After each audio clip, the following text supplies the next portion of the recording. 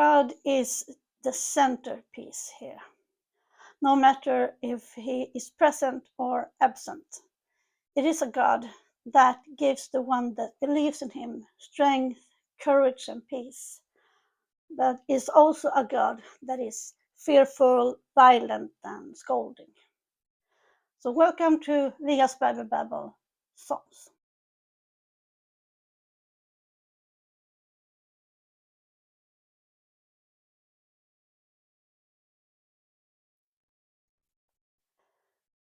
The main pillars of a modern society is to be able to track time.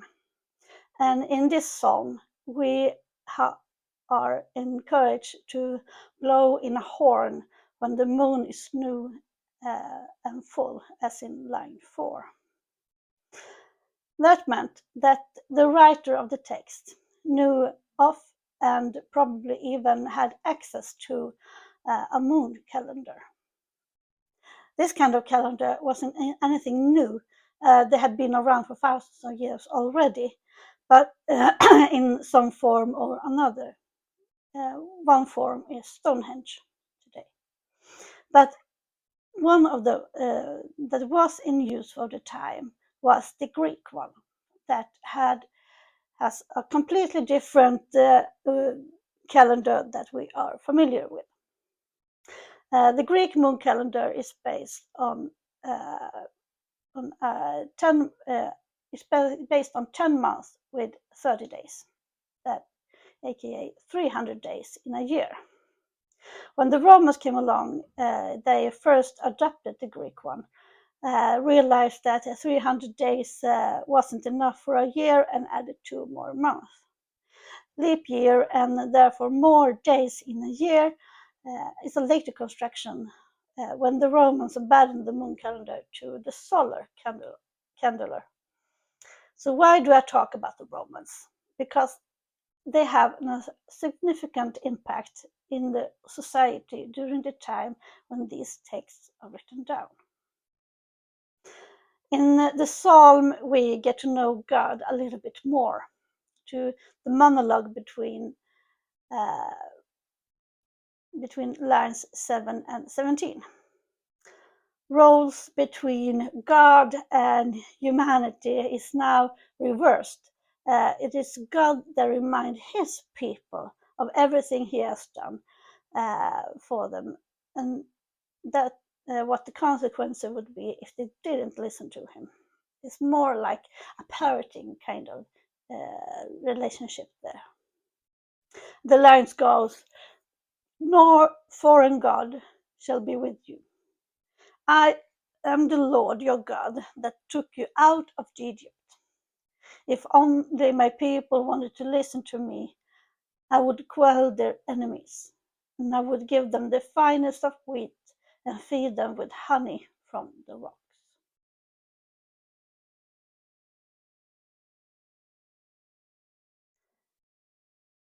This one is one of the shorter psalms in the book, with only 8 lines. But it has a sort of magical haze over it from the start. We are getting a scene already in line 1 that sends the intro to Marvel Universe into oblivion. God stands in his assembly. He keeps them in the realm of gods.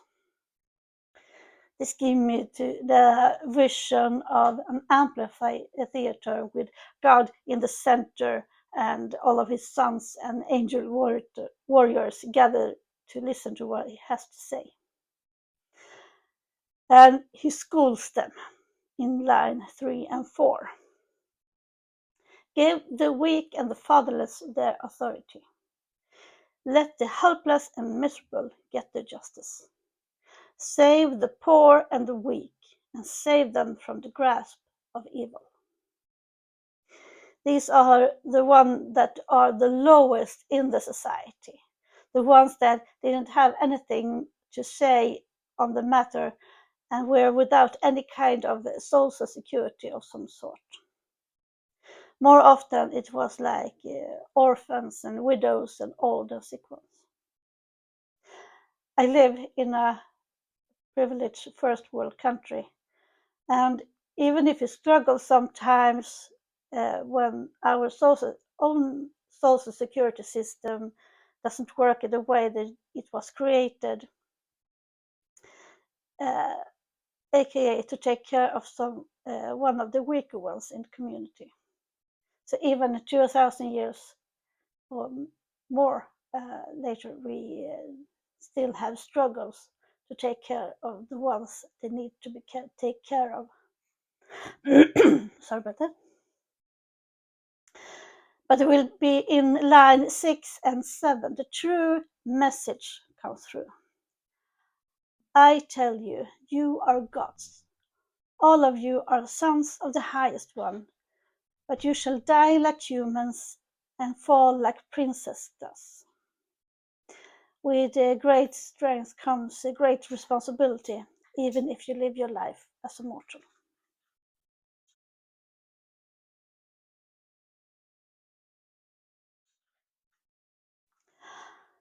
In the beginning of every book in my Bible, there is a summon up about the book that what it's about, and I was going to show you how it looks like for me. It looks like this. So I have a summary here, and on the next page we have the important chapters of the book. And this psalm is mentioned under the section Beliefs and Doubts.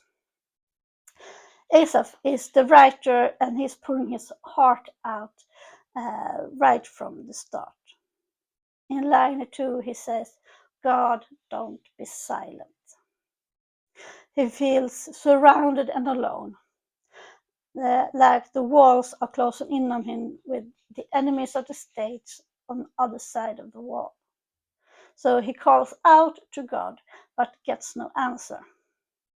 In line 13, he says, they, aka the enemies, will say, we want to make God's pastures our own. Maybe it even is the same pastures as in Psalm 23, the Lord is my shepherd. Pastures meant fertile land, where livestock and crops can flourish side by side. And we all know that the more resources you have, the more mouth you can feed. It's nothing new or unique. One of the oldest conflicts is on record has been about farmlands and living spaces. It even predicted that the next world war will be about come along with water resources and where to have their crops. But Asaph says, bring it on, in line 17 and 19. Let them stand there with shame, so they can seek you, Lord. So they can see that you alone, whose name is the Lord, the highest, mightiest of the world.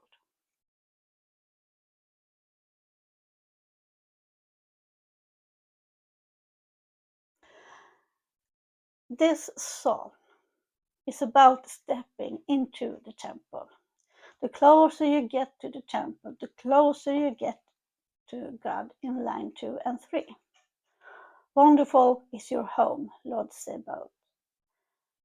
I was consumed by longing for the Lord's forecourts.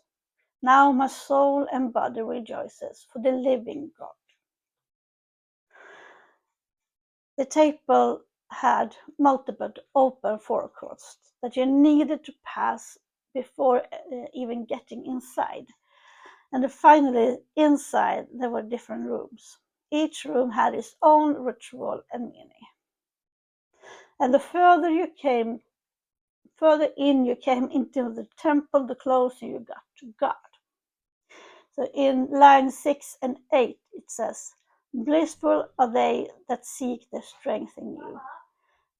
These that go to the temple with ease. They walk through gate after gate until they meet God of Zion.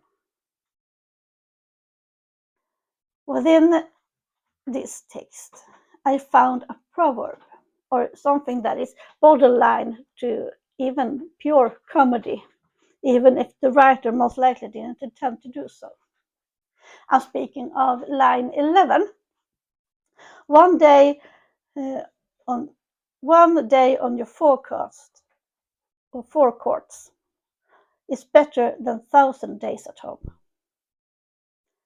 How nagging or annoying shouldn't the missus have been that her husband wants to chose that be somewhere else than at home. In Proverbs are loads of these gemstones everywhere, so we'll get back to them when I get that far. Line 12 means something extra as for us Northerner or Scandinavians. The Lord God is sun and shield. I compare God's grace or mercy with the first sun in the spring, where almost every Scandinavian just stands still for a moment and just takes in the heat.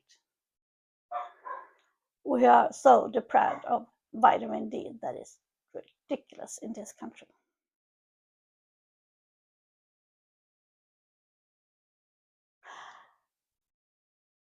The first part of this psalm is almost melancholic or on the border to depressive.